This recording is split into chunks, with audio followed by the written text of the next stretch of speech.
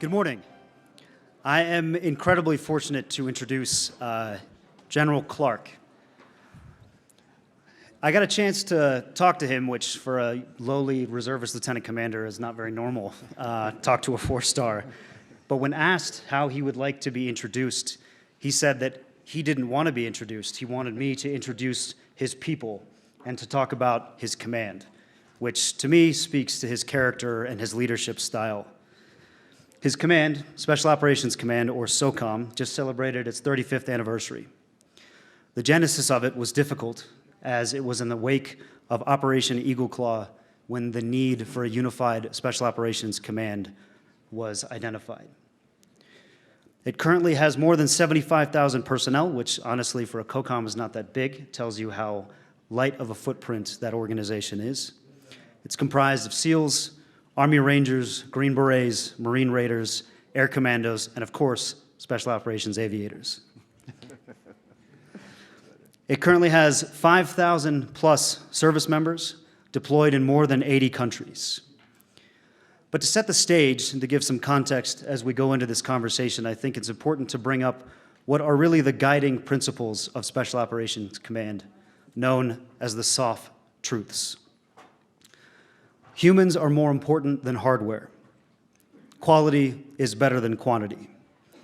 Special Operations Forces cannot be mass-produced. Competent SOF cannot be created after emergencies. And most special operations will require non-SOF support. So as we go into this conversation, I'm going to take just 1 second to say I actually spent the last 6 months under the General's command, and he has a second-to-none reputation amongst those that he leads. So there is no one better to speak on the issue of contemporary security challenges. General Clark. Thank you, Jack. Great. Hey, Jack, thanks for that introduction, and to Ambassador McCain. We're glad that Jack was with us for the last 6 months. Thanks for allowing him to continue to serve as a lieutenant commander. Flying our most important part of this command, which is flying our people. And there's nothing better than getting in the back of a helicopter when you know you can trust who is crewing that helicopter. So Jack, thanks for the introduction, and thanks to the McCain team for having me here today. Great, thank you, Jack, and General, welcome.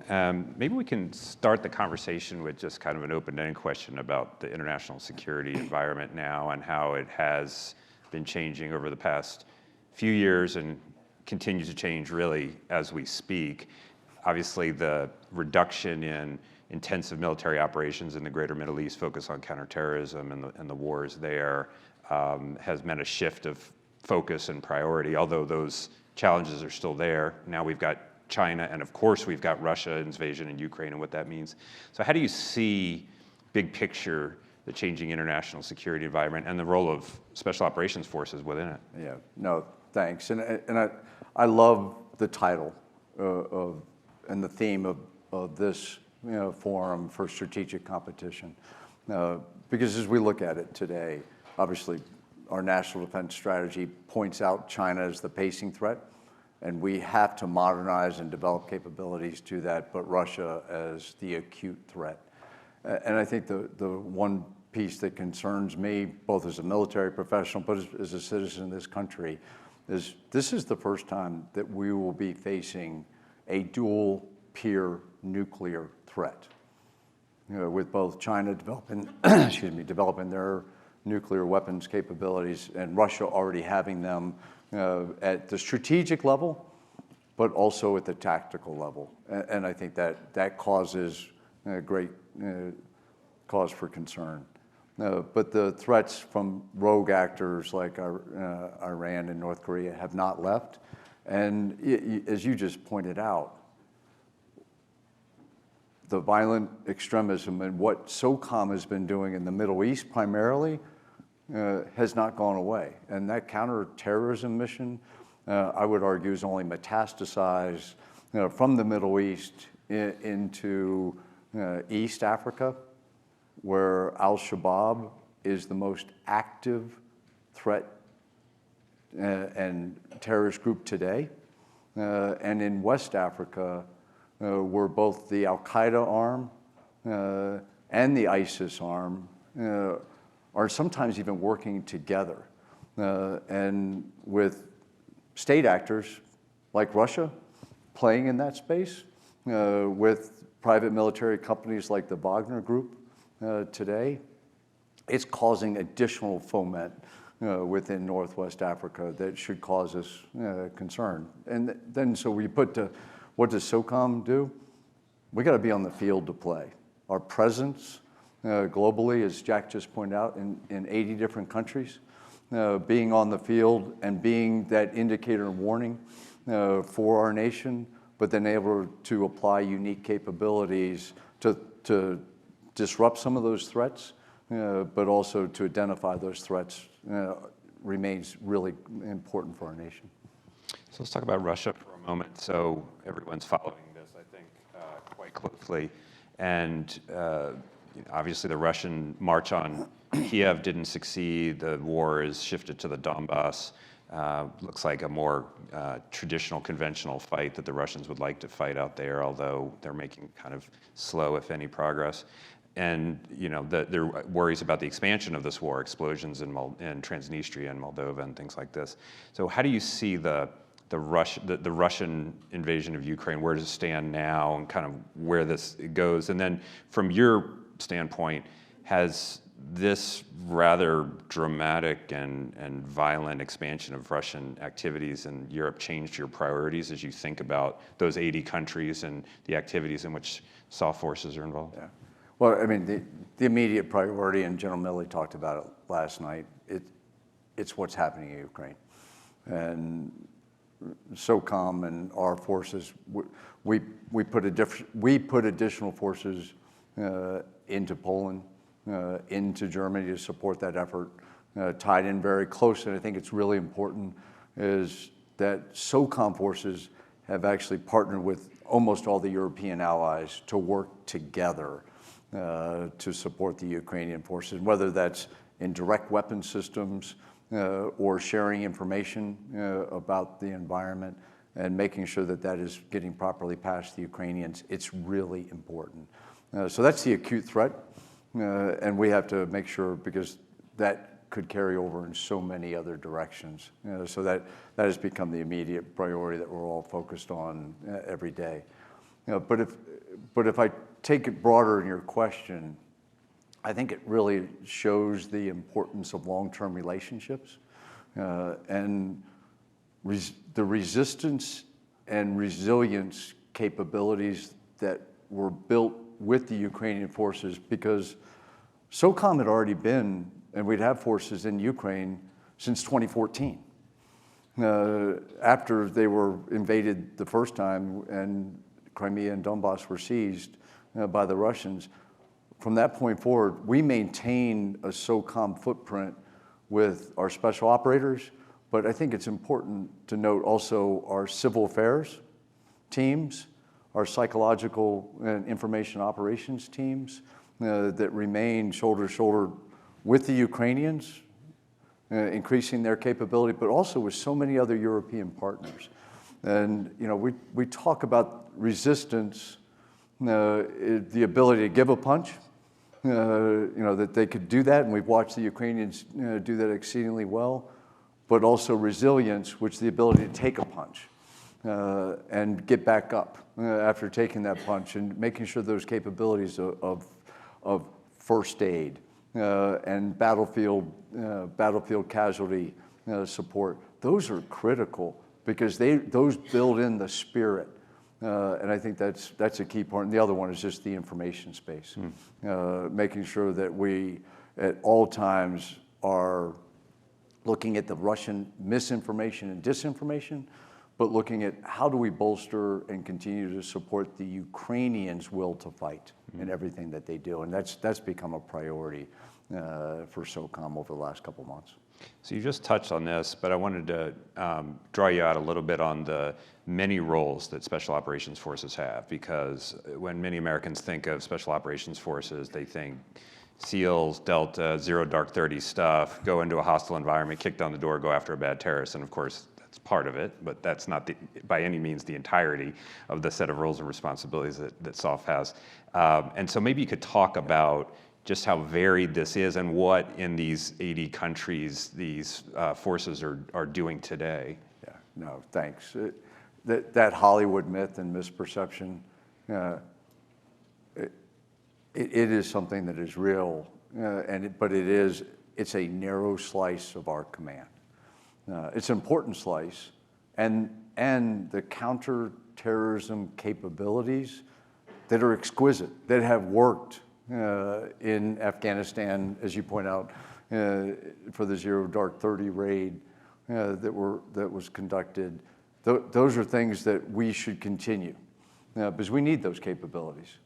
We need those capabilities, we need those forces, but there are so many other activities, whether it's strategic reconnaissance, that we can get into places that no one else can get in the littorals, subsea, surface places with our boats and our Navy SEALs that no one else can get to. The big Navy, it's too shallow for them to get to. And whether it's civil affairs, as I already mentioned, psychological operations, unconventional warfare, irregular warfare, our presence of security force assistance working with other countries, like-minded countries, to build their capabilities, the partnerships are really critical. And building multilateral capabilities and being present in those countries where a small team of 12 Green Berets can be, but you couldn't put an infantry battalion of 600 because our folks are steeped in the culture and the language and are what I like to call repeat offenders because they go to the same regions over and over because they're regionally aligned. And that's an important aspect of our command. Well, and in a world where, as you were saying before, you're going to have, we have a crisis with Russia. We may have a crisis with China at a minimum. We are trying to deter bad behavior in China. Then you add on Iran and North Korea and terrorist threats, and then the crisis that we don't yet know is coming, but we know it's coming. We just don't know what it is or where it's going to be. It's that partnership with the local forces that's going to extend the reach of the U.S. military. So is that, I mean, this has always been what, in some ways, bread and butter of what Special Operations Forces have done. But do you see that as an increasingly important role of the U.S. military in general and what the SOF forces are doing going forward? Yeah, bottom line, yes. And I think what we have to do is prioritize what's the most important. And you pointed out earlier, we were primarily a counterterrorism focused element for the last 20 years for all the right reasons. But as we look at the national defense strategy and where we need to be, we have already reoriented our forces that were designed to be regionally aligned, but because of what was going on in the Middle East, we had to break some of those regional alignments for our people, and we've already balanced that. If you went to the Indo-Pacific today, we are in almost 20 countries in the Indo-Pacific, and that's a significant change from where we were even 3 to 5 years ago. And I could put the same thing in our increased force presence in Europe has gone way up. So maybe we can talk about the Indo-Pacific theater a little bit. So if this forum were being held in January instead of today, instead of Russia, Russia, Russia, Ukraine, Ukraine, Ukraine, we would probably be talking China, China, China. And of course, in Washington and in the Department of Defense, China has been seen as the #1 long-term strategic challenge of the United States, the pacing threat, as the department calls it. And although we're focused so much on Russia, Ukraine, China hasn't gone anywhere. This is not a diminishment of the challenge that China poses, nor a diminishment in the need to, bolster deterrence in the Indo-Pacific. So how do you see the ways in which we do bolster deterrence in the Indo-Pacific? And then maybe you can expand a little bit on the role of special operations forces in that theater, which may be less clear to some folks than when they think of the Middle East, precisely because of what we were talking about before. I'd like to reframe your question. By all means. You can even deny it. From the perspective of special operations and Indo-Pacific, because you talk about in the Indo-Pacific, but SOCOM's a global combatant command, 80 countries.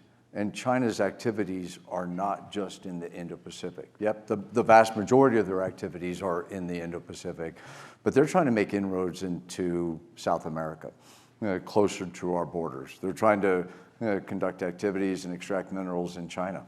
And their first ever base in Djibouti. And we at Special Operations Command also have forces that are in proximity to some of their bases, and the ability to sense what they're doing, to call out to local governments when they may be conducting bribery or pernicious activities inside that country, to make sure that those are called out. And so, yes, we have to look at it globally. But so that's the way I'm looking at it first, is not just in the Indo-Pacific. But if you take it back into the Indo-Pacific, our access and placement throughout that region remains critical. And we've been in the Indo-Pacific for decades. I could even point back to Philippines in World War II, where we were conducting resistance activities with the Filipinos after MacArthur had departed. And there were Americans that stayed behind with the Filipino resistance forces.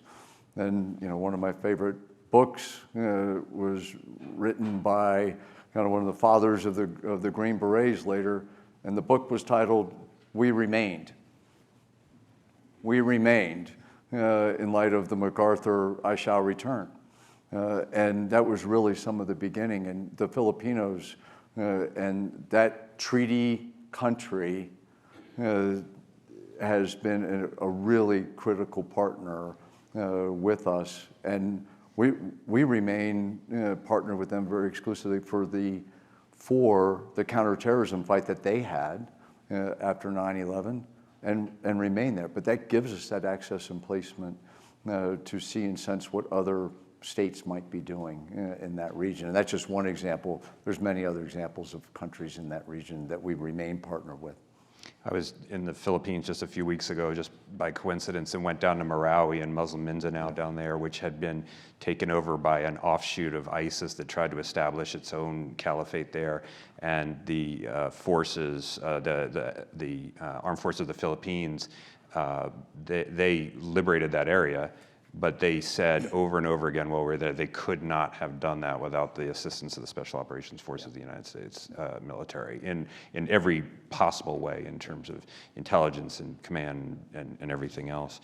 Last night, General Milley talked a little bit about some of the lessons that we're all maybe kind of learning from the fight in Ukraine, including at kind of the broad level of international order and everything else. I wanted to ask you if you draw any lessons for Taiwan in particular. So our friends, our allies in Asia are watching this with some fairly obvious concern. They care about Ukraine, but they care about their neighborhood, and they see this as something of a dry run for aggression of a big country that would like to swallow its neighbor. And so what do you draw from this, if anything, that's sort of applicable to preventing in the future happening to Taiwan what we're seeing happening to Ukraine today? So, I've used this term before, and others have. I want Taiwan, just like Ukraine has been, to be an indigestible porcupine. That the Russian bear won't try to eat it, nor will the Chinese. But I don't want to make this a habit of reframing your questions. Go ahead. But I think the question I would ask is, what lessons are the Chinese gaining from this? And so then what do we have to take from that? Yeah. So, if you're a Chinese leader watching what's happening in the Ukraine, if you're the supreme leader, and he's the one that matters, I got to do this fast. I have to accomplish this quickly. The Russians did not. We're talking days. And and he's also seeing with it, in order to accomplish it fast, I have to seize the capital city, and that capital city is about 2.5 million. Guess what the size of Kiev is? About 2.5 million. How many other cities inside of Taiwan are over 2 million people? There's four or five other cities that also have those populations. So General Milley even talked about last night, fighting in urban centers. And the fight has got to be tough. I got to do it quickly. I think would be point one. Point two would be, I can't do the months of buildup that could be observed by the world to build up a coalition to be able to counter it. Because the intelligence that was then subsequently declassified, which was brilliant, that built the coalition. That started everyone's nation, all the nations coming together to be able to push back. Because if that had been lightning fast, that wouldn't have been built up as well. So I think he's got to be seeing that. And then they're clearly tied to that is the economic impacts if he doesn't do those things. And then fourth is he is watching Russia lose in the information space. He's watching Russia lose in the information space. So how does he change that calculus? So for us, take the flip, we really have to look at, in the near term, how are we building up Taiwanese resistance and resilience for it? What are the real capabilities that we are making sure that are in Taiwan in the coming months, not the coming years? And we have proven as a nation, a great nation, with our allies, that if there's impetus and necessity, we can move mountains and we can move high-end weapon systems into a country to be able to build that resistance for them. So I think that's a big lesson for us right now that we should look at. What are those things, and what are we going to make for policy decisions, going forward for Taiwan in the future? So if you're going to have a porcupine, you want it to have as many spines as possible well in advance of the potential invasion. Yes. Yeah. Well, as we move around the world and in danger of having the question reframed again. I won't do that again. No, by all means. But let's talk about Afghanistan for a moment. And so the shift, the terrorism threat in Afghanistan from ISIS and Al-Qaeda remains. The operational shift has been from operations conducted inside Afghanistan, from inside Afghanistan, to this over-the-horizon approach to dealing with terrorism threats there. How is the over-horizon approach to counterterrorism working in Afghanistan? Yeah, what keeps me up on Afghanistan is the indicators and warnings that we may not have, because we don't necessarily have the intel. And this has got to be a fight for intel.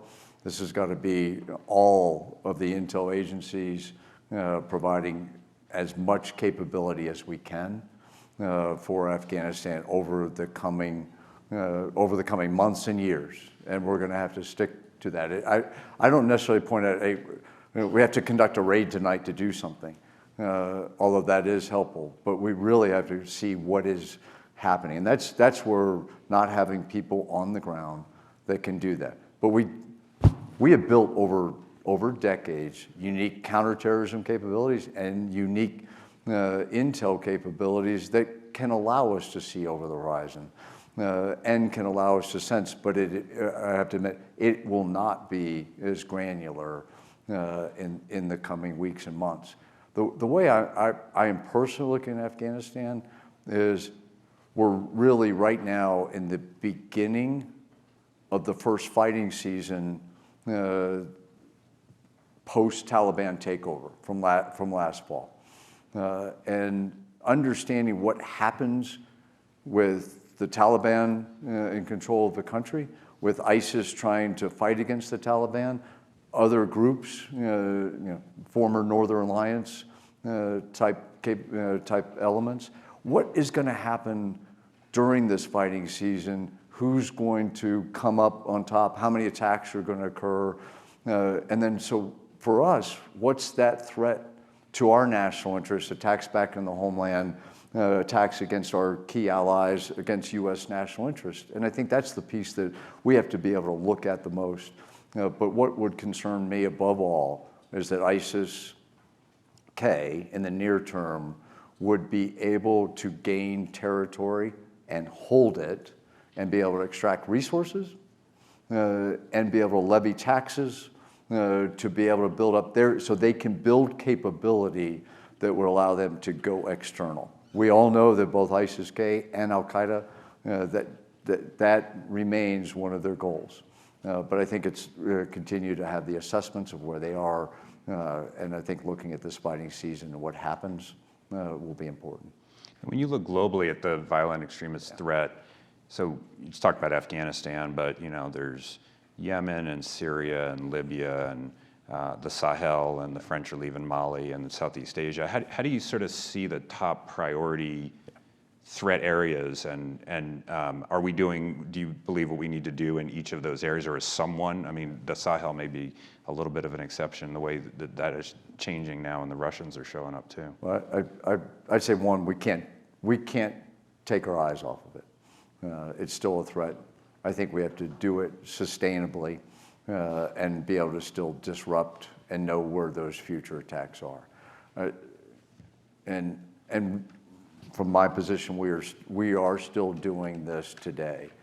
What I think some things I would point out, Richard, is number one, what should concern us all is what I call D2, Delta 2, which are the displaced persons, and particularly in northern Iraq, northern Syria, is the Al-Hol camp, where there's about 75,000 displaced persons. It's a petri dish of a potential threat. And the other one is where we have folks, particularly in northeast Syria, that are detained, and specifically the Hasaka prison.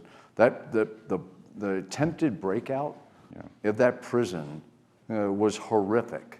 And if it wasn't for our Syrian democratic partners and the activities of some of our allies and some of the special forces and conventional forces on the ground, there would have been a prison breakout with thousands of detainees released. And that's an Achilles heel right now that we all as a nation have to look at. How do we change that, and how do we make sure they remain detained? But I think the other one that keeps me awake is the Sahel, where these groups are growing. They're growing rapidly, and they are starting to threaten countries outside of Mali, down into Niger, into Burkina Faso, and that should cause us concern. Let's talk for just a second about technology. This is a big question, but how do you see developments in some of the areas talked about so much now, hypersonics, AI, machine learning, changing your mission? So we could talk about the nature of warfare in general. We don't have time probably, but how do you see, and also the need to acquire the technology, the best technologists, be able to recruit and retain those folks? Yeah. We have to provide our special operators that are working as small teams, forward, alone and unafraid, with the best capabilities to make them successful. That's the bottom line. So we're looking at how do we get them artificial intelligence and machine learning that can help them know what rapidly at the forward edge. And so we have to have compute power that allows them to be disconnected from an internet, touch it real quickly, and then be able to provide that for them. And then we have to look at the specific threats that are increasing. As you point out, the unmanned aerial systems that our enemies have today are only growing. 20 plus years in combat zones and prior time, I never in my lifetime had to look above me. I never had to look up because I was worried about a threat. I now have, our forces today have to look up because there is that UAS threat that is coming, and it is only coming, it's right now heavy in Iraq and Syria, but it could be coming here to roost in the future. And we have to look at our capabilities, and we have to grow those. And so we have some efforts to right now with some great companies, and I'll tie it in. I know we're short for time, but we have to leverage, and we're doing this at scale. Academia, our labs, and the industry partners. I spent a day in New York City at the Drone Racing League.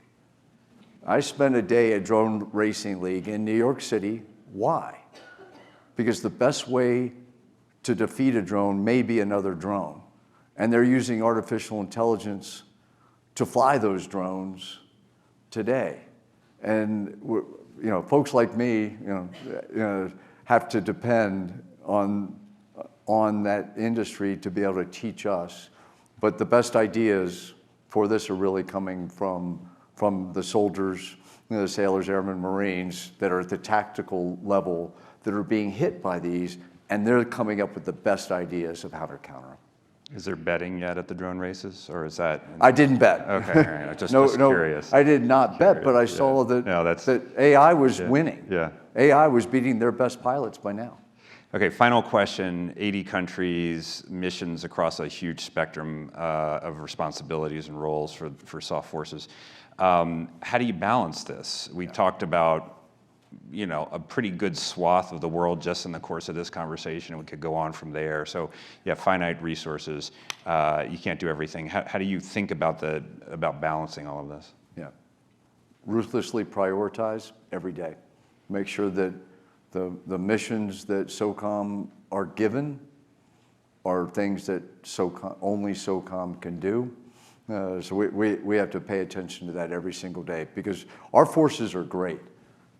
Our forces are great, and there'd be a lot of people who would like to use those forces to do missions because they will get them done or capable. But we can accept that, and we can actually accept allies and partners to do a lot for us. And then the other thing I do is every day, and if this is the last question, we have to take care of our people. Mm-hmm.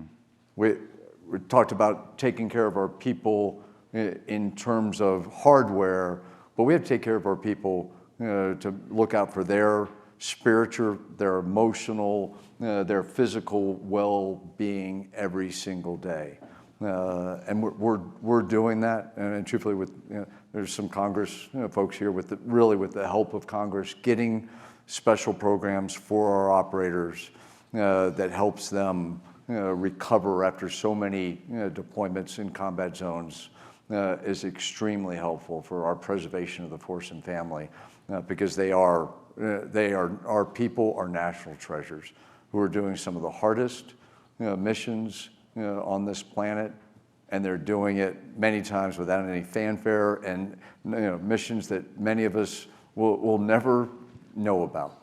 And that's a good thing, and that's what I welcome. So, Richard, thanks. Great. Please join me in thanking General Richard Clark. Thanks.